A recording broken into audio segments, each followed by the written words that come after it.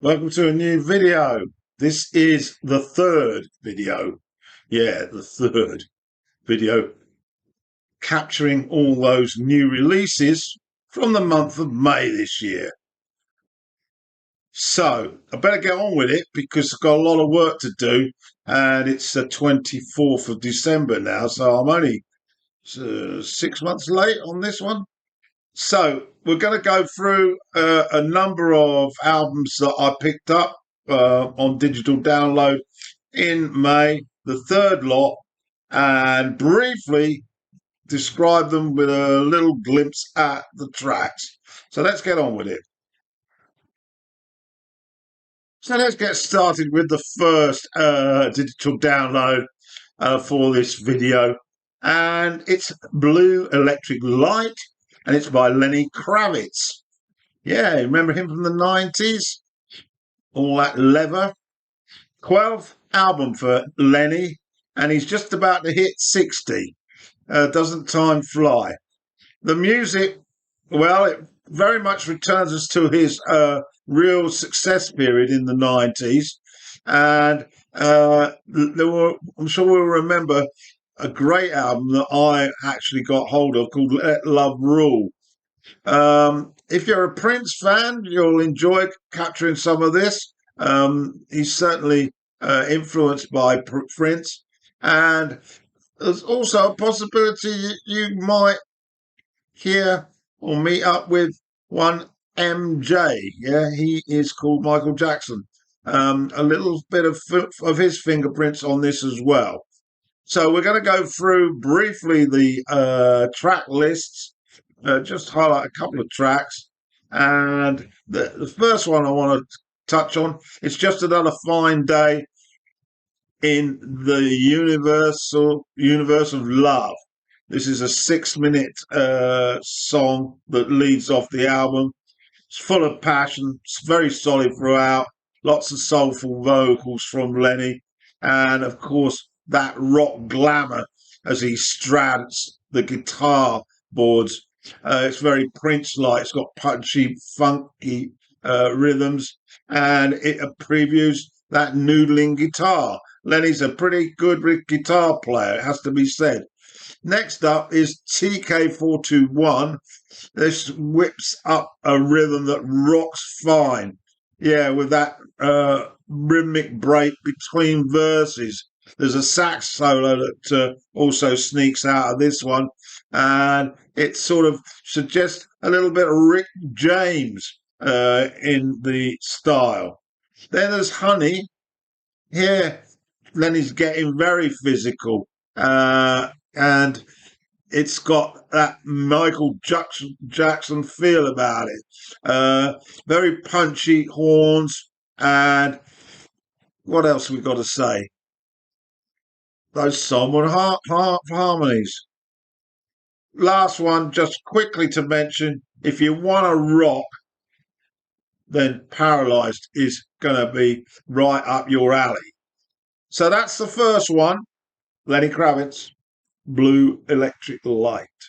Second album that I want to touch on is called 21 Pilots by Clancy, or it might be Clancy by 21 Pilots. I'm not familiar with this band.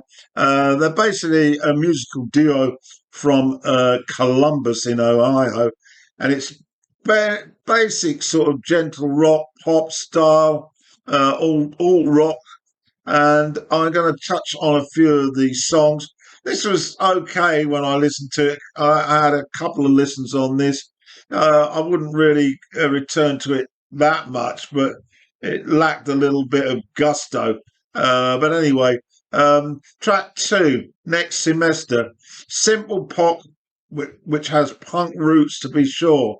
Backslide, next up, it has more of a rap hip-hop feel to it. And Midwest Indigo, a light feel to the pop rhythm here, which means that the instrumentation is quite disappointing, I found. Vignette, the rap vocal, again has a more impish look to it, a bit more power and there's a synth solo that fills out the sound. And then the Craving, Jenna's version. I like this one. It's an acoustic driven song, very stripped back. And then a Lavish Navigating. Again, it's boppy sort of pop, likely to become forgettable within hours. And I concluded by saying that this album and this band need more meat on the bone. These two guys do all the work, and maybe they could benefit from expanding the band to add more depth. My third offering today is an album by Richard Thompson. It's called Ship to Store. Not sure of the count on his discography. I've got most of them. I adore this man. He's an extremely talented musician, and of course started out at the end of the 60s with the band Fairport Convention. He's been a solo artist now for a number of years, and with Richard, you always get great songwriting and sharp, inventive guitar playing. And this one is very much typical of that. It features Tarek Progenic on bass. Thompson's grandson, Zach Hobbs, is on guitar and mandolin. And Sarah Phillips on vocals and acoustic guitar with his old mate Dave Mattox on drums. The album's title comes from Ship to Shore Radio that Richard listened to when he was a young boy. I'm going to touch on a few tracks. I have to say that this grows on you on each listen, which very much typifies Richard's music. But you have to admire the man. I think he's now hitting 75, and he's still very trim, and his music is still sharp, and really isn't at all reflective of a 75-year-old. So we open up with Freeze, which sorry, I'm trying to get a bit closer to this. Freeze 3, 192. The Fear Never Leaves You. Standard stuff, really. Track 3 is one of my favourites, though. Singapore Sadie. It's got a shanty gospel feel that puts you on shore, and there's an exotic Eastern flavour to it. Maybe you're in some Eastern port in Istanbul or somewhere, and probably a few centuries ago, back in the 19th. The guitar and violin interweave between each other, and Richard's folk issues, folk roots rather, captured the perfect mood. The Old Pack Mule is another I like. The rhythm is outstanding here, and it's got some tidy looking violin, and it's another little tale of a shipman. That's all you're going to get. I've only listened to it 3 times, which is really reflective on the fact I've got so many albums this year to cover. But this will get better with age, and it's probably going to hit my top 20 at the very least. Ship to Shore by Richard Thompson. The fourth offering on this video is an album called In This City They Call You Love, and it's by Richard Hawley. Now, Richard is been around for a while. He's how old is he now? He's coming up to 50, 57. English singer, songwriter, guitarist, and producer. And of course, he's famous really for his work in the band Hob with Jarvis Cocker in the 90s. And he left a few years after being with them. And he's been a solo musician for some time. I really haven't kept pace with his releases. He's had 8 studio albums. This was more of a sort of a surprise when I put this one on. And he's been nominated for a Mercury Prize twice and once for a Brit Award. So he's well seen in these sort of circles. And he's also collaborated with a number of artists, including Lisa Marie Presley, Shakespeare's Sister, Arctic Monkeys, Manic Street Preachers, Elbow, Dwayne Eddy, and also Paul Weller. The Sheffield songwriter captures a sense of aching beauty through vivid odes to the characters and architectural quirks of this hometown. Hawley's vocal delivery owes more than a nod to crooners like Roy Orbison, and ballads are the highlights. And now I'm going to go through a few of the tracks. I noted from the sleeve notes that there was no actual guitar credit on this album, so I've assumed that Richard is installed as the guitar player. Let's have a look at some of the tracks then. Track 2, Have Love. It resembles Ian McNabb, I thought, from the 80s band Icicle Works. Just listen to the vocal delivery. A calm version of Morrison as well from The Doors. Hear That Lonesome Whistle Blow is a beautiful acoustic-led ballad, and it has an American cowboy feel to it, very country and western.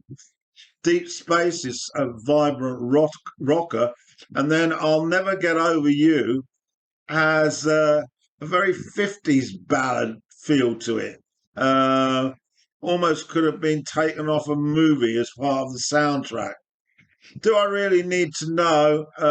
Again, this has got a neat jazzy beat with it, and the strings that sit and meander through the song. And it's pretty impressive, and I like it. Last one, more strings on "'Tis Night," and it adds very much a mood of tenderness.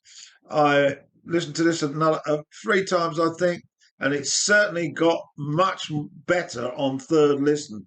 And I'm well impressed with it, and probably will go back in his catalogue to see what else he can offer. So that we have it. That's the new album by Richard Hawley. 5th album that I'm looking at briefly here. This is the latest album by Crowded House. It's called Gravity Stairs. It's their 8th studio album, and it's extremely pleasant. I accentuate the pleasant there because there is a danger with Crowded House that their albums become very sameish. I'm going to include a review to this album that I saw on the YouTube that you might want to check out. And Neil Finn, of course, is the leader of this band and has been from the beginning. The latest lineup actually has his sons Liam and Elroy on the musicians playing behind him, plus the bass player Nick Seymour, who's been around from the beginning. And they have Mitchell Froome on keyboards, who had done some production on previous records. As I say, it's very much rock pop, alternative rock. And the album title apparently is a metaphor for getting a little older and becoming aware of your own mortality through your own physicality. Things are getting a little harder, and there's more determination needed to get to the top. But there's still the same compulsion to climb them. Okay, so a quick look at some of the tracks now. The standout track on this, for me anyway, was a track called Some Greater Plan for Claire. and it's got some bouzouki on it, which is a Greek guitar. It's part of the lute family. It's very silky, soft rock with some cultured, soft vocals. Blurry Grass, nice driven beat. This is simple pop at its best. And then I Can't Keep Up With You. There were certain elements of the band, US band Wilco, when I heard this one. And on Thursday, this is when Crowded House sound a little bit like the Fab Four, particularly McCartney's fingerprints seem to be on top of this one. Uh, and finally, Night Song, which has got a very dreamy finale. Very nice, this album. Uh, a lot of their albums are of a similar ilk. You can't fault the Kiwi presentation on here, um, but I just wonder if it might get forgotten in the mist. Let's move on now. This is the Dreams of Delphi Bat for Lashes. Sorry, I'll get that right. The Dreams of Delphi by the band Bat for Lashes. It's got a very inspiring symphonic feel to this. Bat for Lashes are one, aka Natasha Khan, and this is their sixth album. It was created after she had had a child.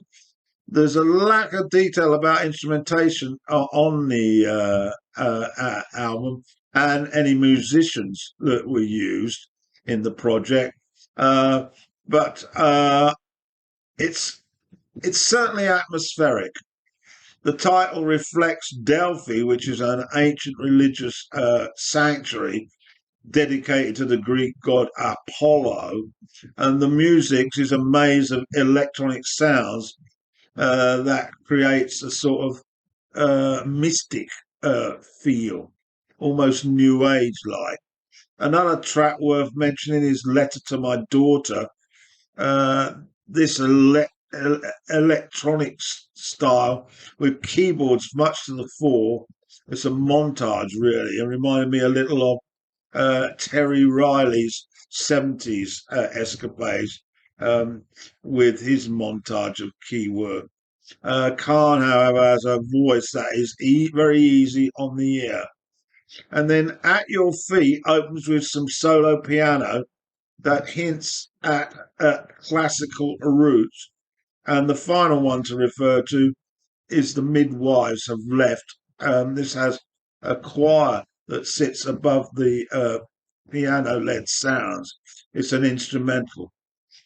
Very, very tasteful, this. It's the sort of album that you're probably going to want to put on when you want to get into that sort of gentle summer mood, maybe with a glass of wine. Um, it's not Kate Bush, but it's in the same ballpark. Okay, I think we might be up to the seventh offering. Lost count, really. This is an album by Andrea Day. It's called Cassandra.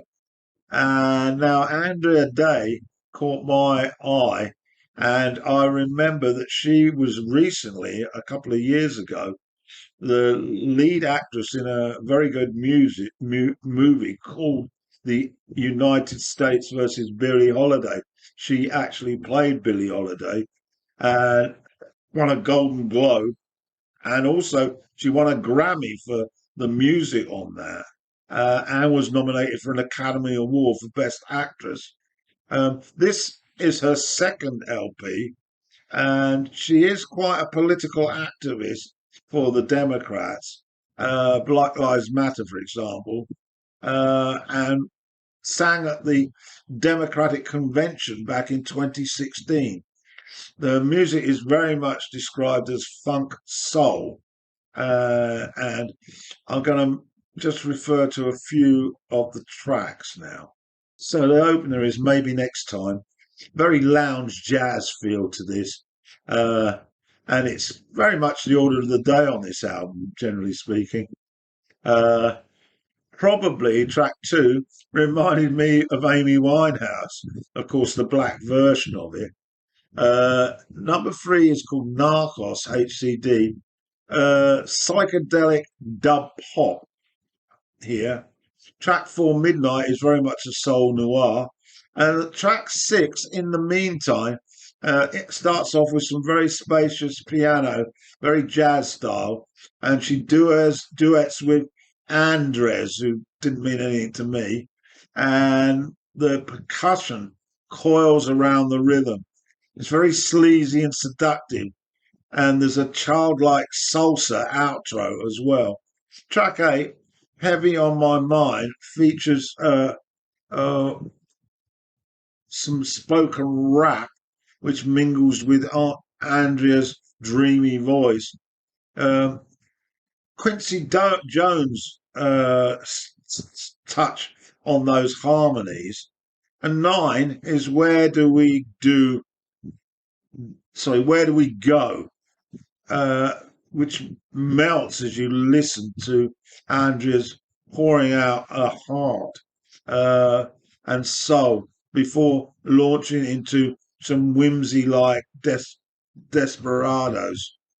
Uh, Last track, sorry, I added one more, Nervous, very much a soul jazz ballad here, and it's very easy on my ear. I like this sort of music, so I'm a little bit biased. Uh, the Black American soul R&B singer is very much in my wheelhouse, and I would thoroughly recommend this if you are of a similar uh, disposition to this style of music.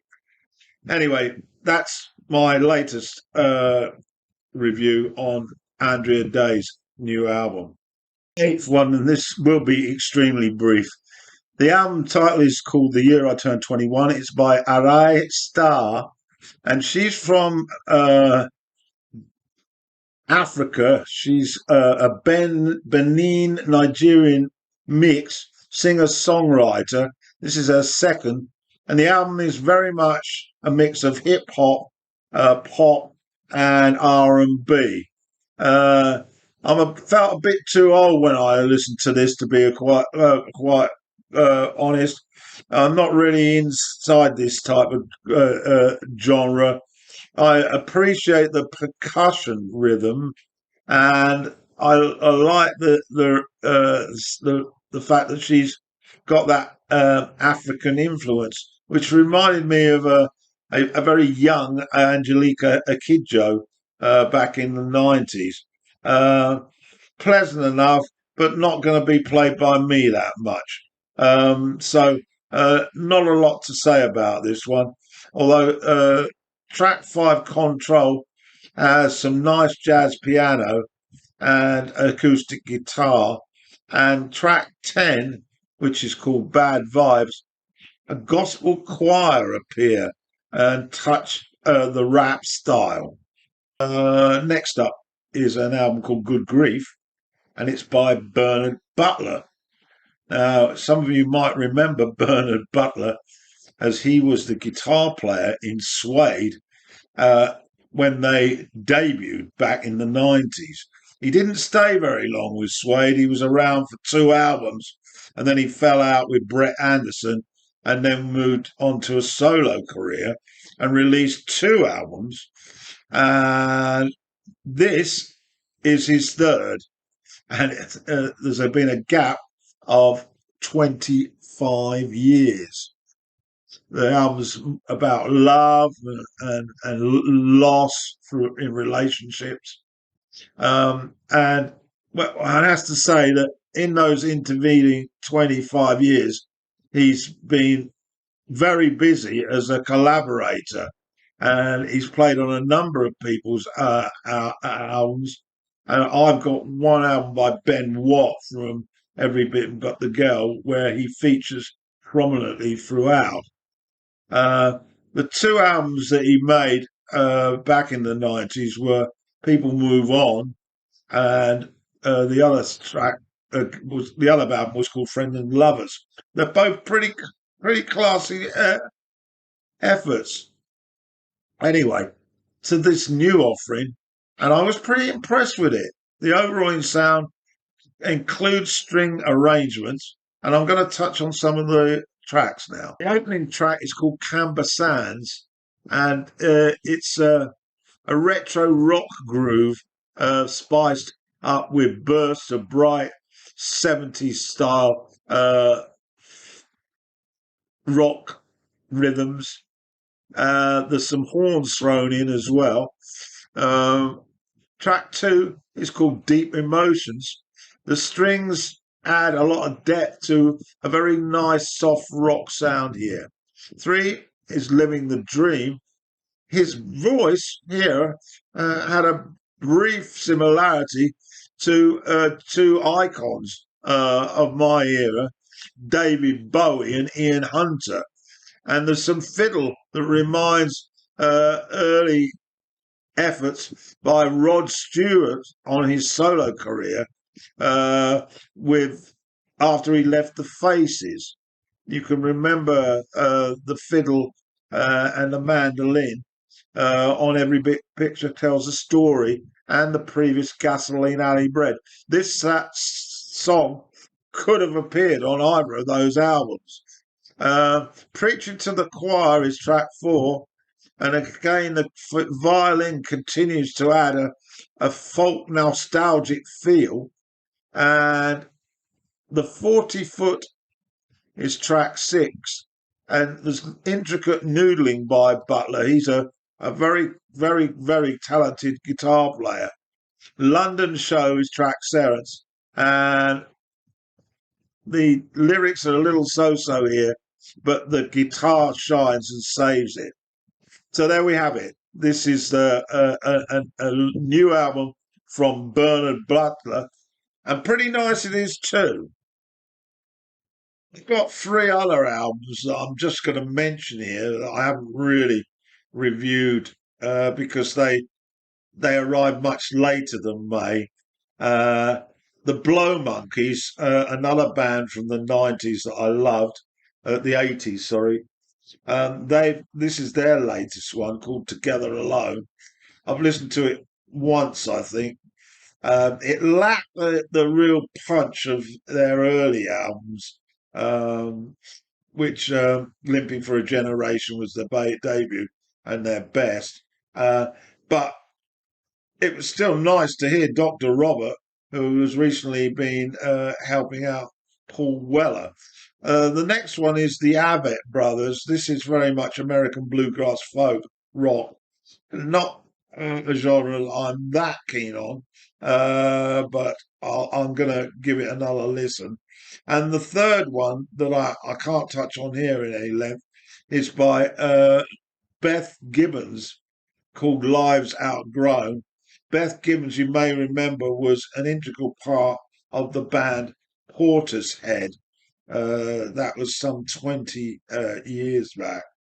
And her voice is certainly very memorable. So anyway, that's May out the way now, finally. The third video complete. And so on Rumble, of course, I will slot in some audio tracks from all of these albums. I'll even throw in a track from the 3 that I haven't really talked about. So it could be a pretty lengthy video. That's it. Keep listening.